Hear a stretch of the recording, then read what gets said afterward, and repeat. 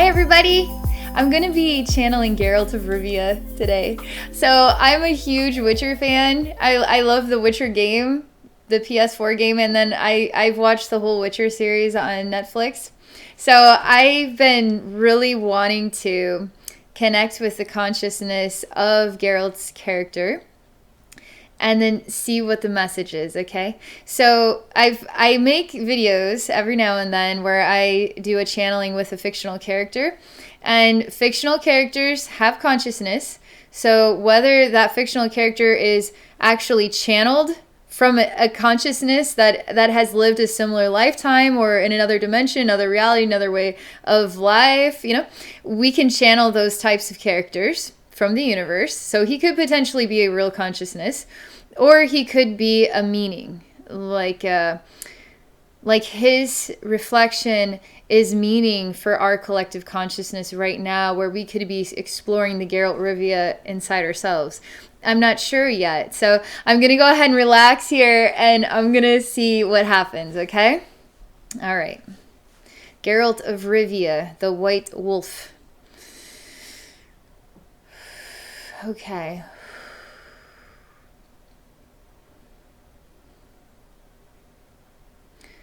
This is interesting. It's almost like an acidic energy. It's just like pierces my face, and it goes into my eyes, and it pierces my chest too. I know I'm talking about acid, but it feels like it's piercing at the same time, not burning, but it's pushing into my very skin. And there's not a white wolf here, there's a black wolf. And it's as large as the sky. And it sort of comes from a world of black flames as well. It's very intense. It's also like a guard dog. And I say, why is it that you want to keep me out? And I can tell there's this orb of energy that surrounds Geralt of Rivia consciousness, and it's pushing people away.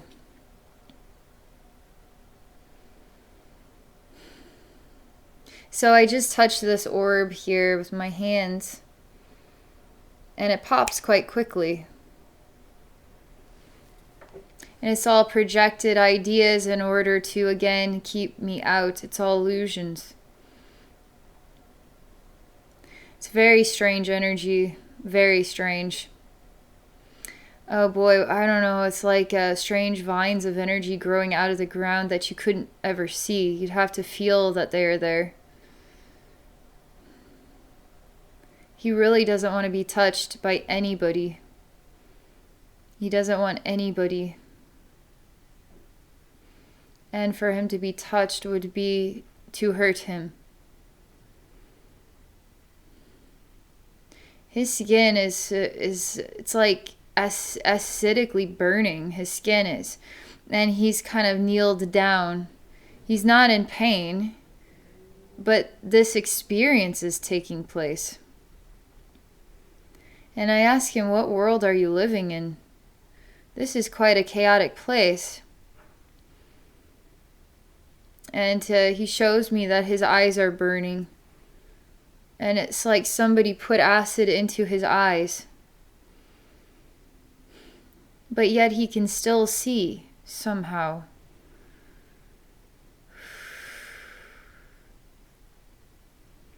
And he's going through this transformation process.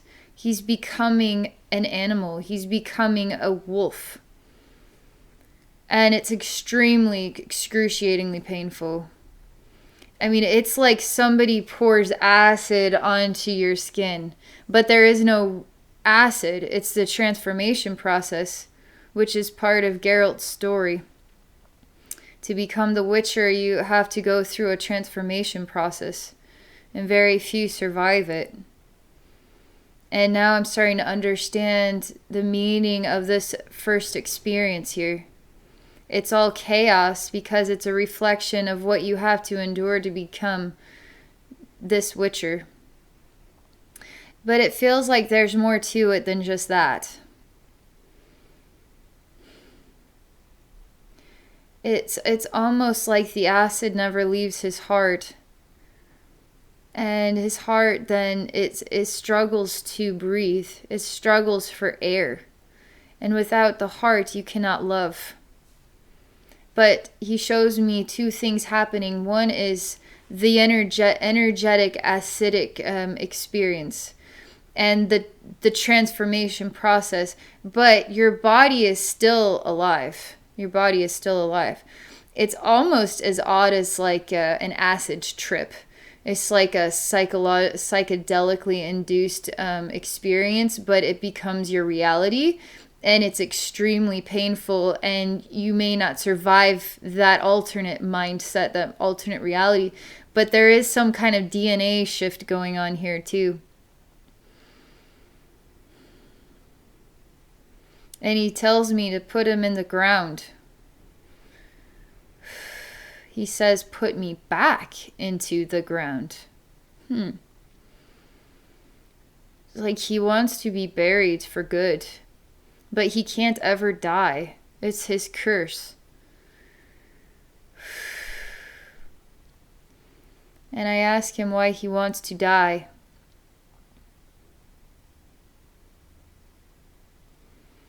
I get it. The acid, the pain, the heart. Now, what is your actual soul reason?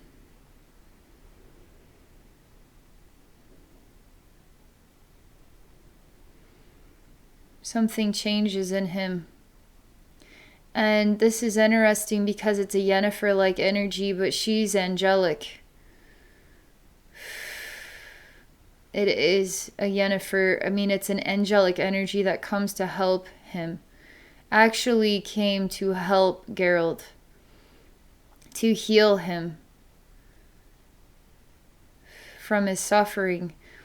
And there was something about this acid aspect of how it ate his heart and his ability to feel love. This angel came in order to help heal that, because he was in so much pain to endure without love. But it's more than that, because it's just like the pain never goes away. And when her energy is near him, he doesn't feel the pain. It all relaxes. He shows me it's like aloe vera on a sunburn. That she is like aloe vera on his sunburn. And he shows me he's trying to reverse some of those which are processed, because he wants to feel. He wants his heart to be healed. I mean, it's almost like your heart was eaten. It's like your heart chakra was consumed by something.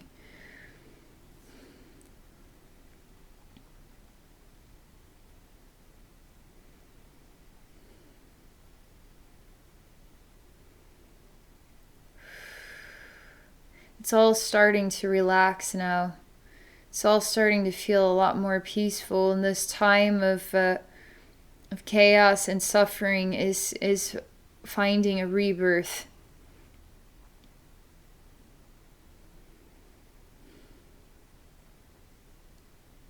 But it's like if you were to live your life with only one single identity, single purpose, you would find that to be great, right? You know what you came here to do.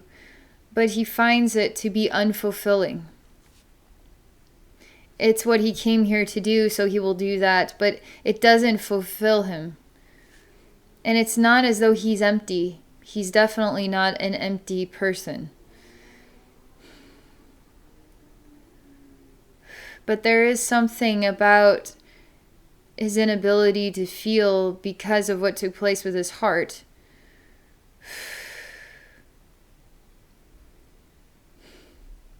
That challenges him to embrace his role. But it's still something more than that.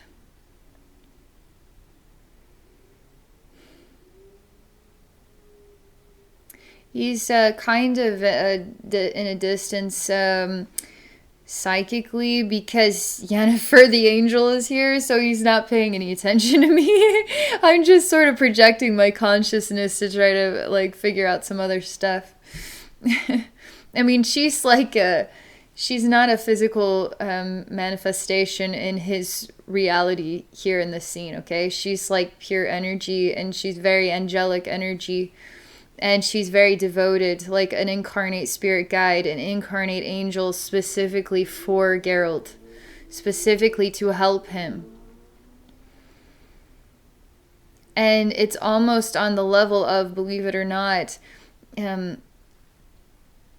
it's like Geralt is a handicap. Is a handicapped child that needs to be taken care of. Like, he needs support. He needs help. And he has to be independent. He has to do it himself. And it's so extreme. It's actually really extreme. And so she came to help support him in this life because he needs help. He does need help. You wouldn't think of him as handicapped because he is so extraordinary, right? Because he is so, has all this ability and strength and Witcher stuff going on. But he is actually. He is. He suffers in his own way, and it challenges him in life greatly.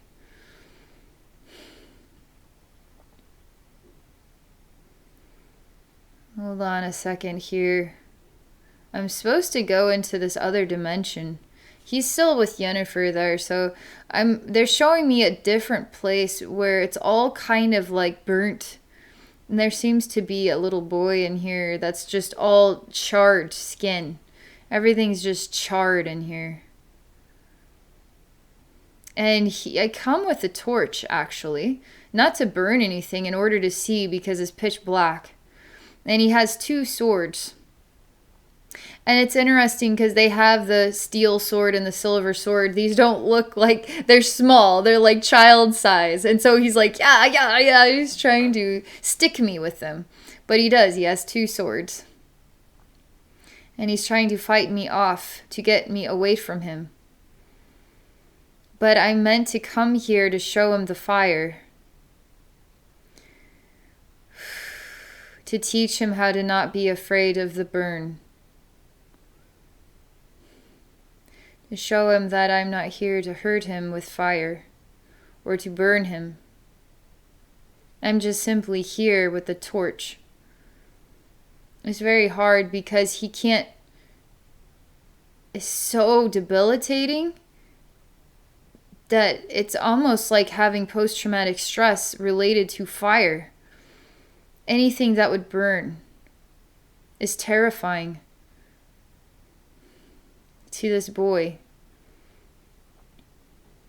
He asked why I didn't come here with water. But I tell him that he can do anything. Why not transform this flame into water, if that is what you want? He's confused because he didn't know he could do that. You say you could take all of these ashes and transform it into whatever you want it to be. You could take the air itself.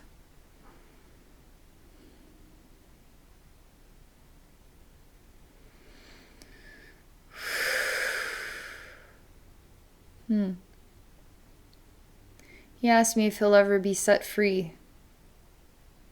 I asked him, what does set free mean to you?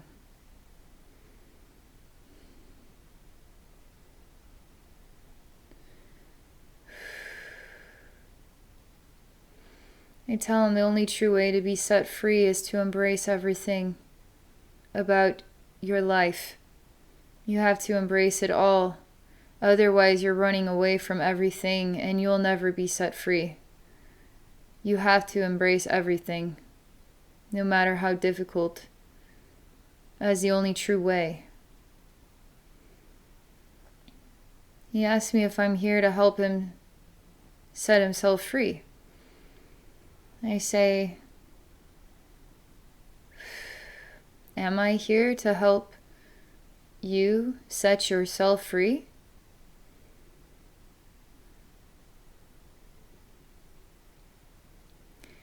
He's shifting. It's like very much like a child, because he's thinking about wolves now. And this whole scene starts to change into a forest.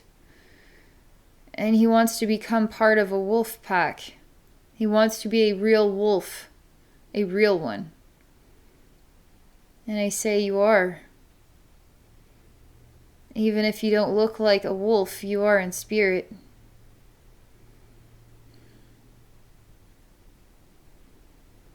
He says, I want to be a wolf.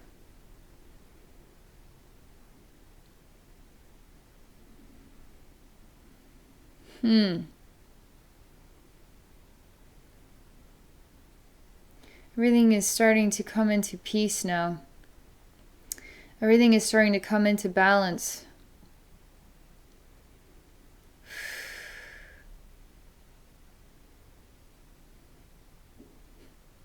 Everything is starting to feel a lot better, a lot energetically better, like it's transcended above all the chaotic suffering and the pain and feeling lost in it and rejecting it. It's risen above that and is actually accepting of the identity, accepting of its place, and even finding strength in that. Finding strength in acceptance of itself, of everything about his life, of everything. Acceptance of everything makes him stronger. And he does. He's totally changed. He's totally shifted away from being broken by this, suffering from it, desperately needing support, to finding the strength to embrace everything about himself. And now I see him as truly this very strong and extraordinary Witcher man.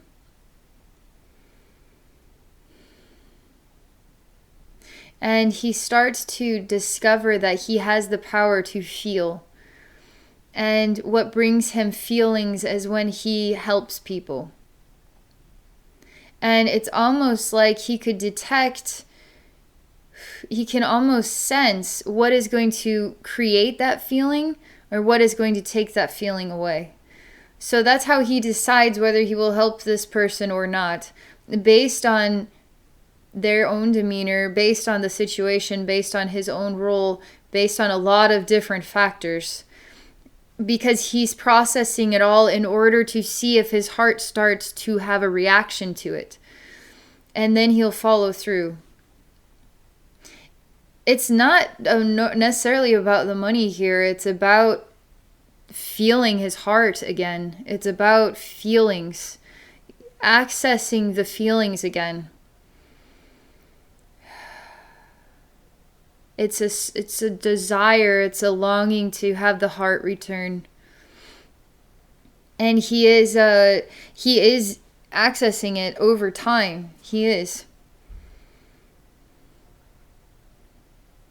That's why he becomes so good as a Witcher, because he's doing it out of love.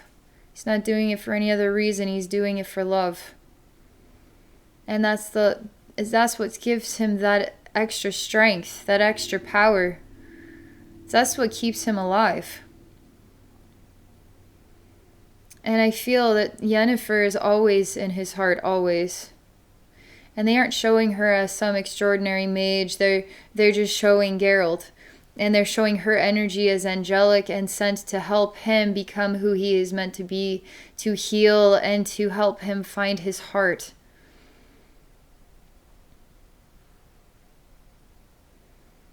And I feel her always in his heart, always.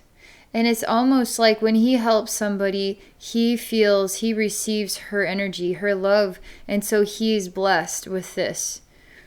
That's more meaningful than money.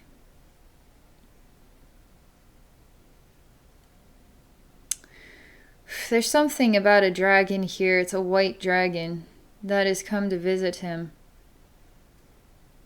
And it's the dragon that speaks to him and tells him that his time has come, that his role is complete.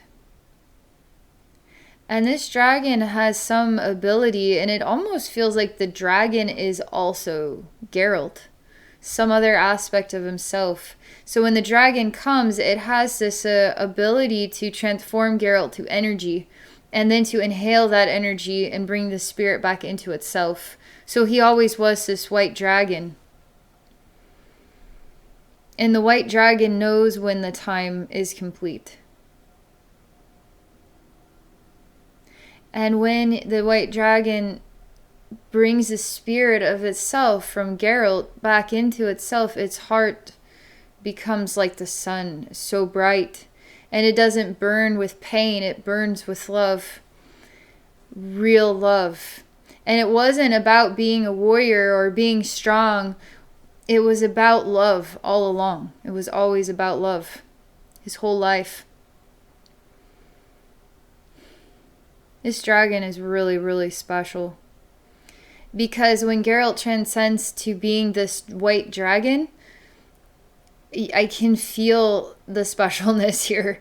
I can feel the transcendence from this harsh, chaotic world, and even finding the strength and the power to embrace this harsh life and to find a thriving meaning, which is love, and to continue to work on bringing that igniting heart, to continue to do that. And then once this life comes to completion, the white dragon gains all of this experience and the power to love, even in a life where that would have been deemed impossible, so to speak. This dragon is very, very wise, very, very, very, very special. It has a very bright heart. It's almost like he was gifted with a psychic ability. Like if he were to incarnate in any realm, in any dimension, that he would come into that incarnation with a gift that nobody else would have. It would have to do with his ability to feel, psychically feel things. Because he found a way to feel in conditions of complete disability. Like he's completely disabled. He would not ever be able to walk again. He would not ever be able to feel again. You see that when I'm talking about handicap here, he's disabled. He can't feel ever again. But however, he found a way to conquer that. He found a way to overcome that disability. He found a way to do the impossible. So he's bringing that with him everywhere in every life. He's just so very special. But it's interesting because this white dragon does not want to be seen as special. This white dragon is...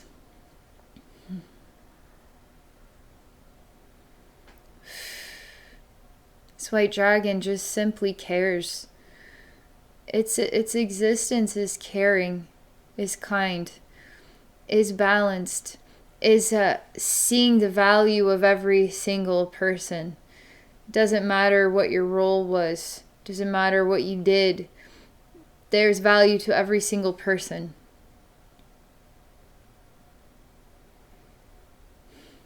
So he doesn't put himself above anybody.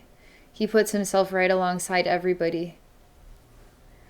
It's just sort of like the whole, it's like Jesus is God's only son and we are now sinners, you see? So Jesus is always going to be above us because he's perfect. But Jesus is really super awesome. But Jesus is not like that. Jesus actually feels the value of every single person. And he's extraordinarily compassionate. He works with pure unconditional love. There's nobody above or beneath anybody else. And that's the truth about Jesus. And that's also Geralt's personality, is there is nobody above or beneath anybody else. We are all equals. And his love is extraordinarily balanced and deeply understanding. He's very different. Obviously, there's things we can relate to, definite similarities that we can relate to here. But when you experience his energy, his energetic identity, it's different than what you come across here on Earth, okay? He's got a very different strand of, I guess, spiritual DNA. I mean, he's a very unique frequency.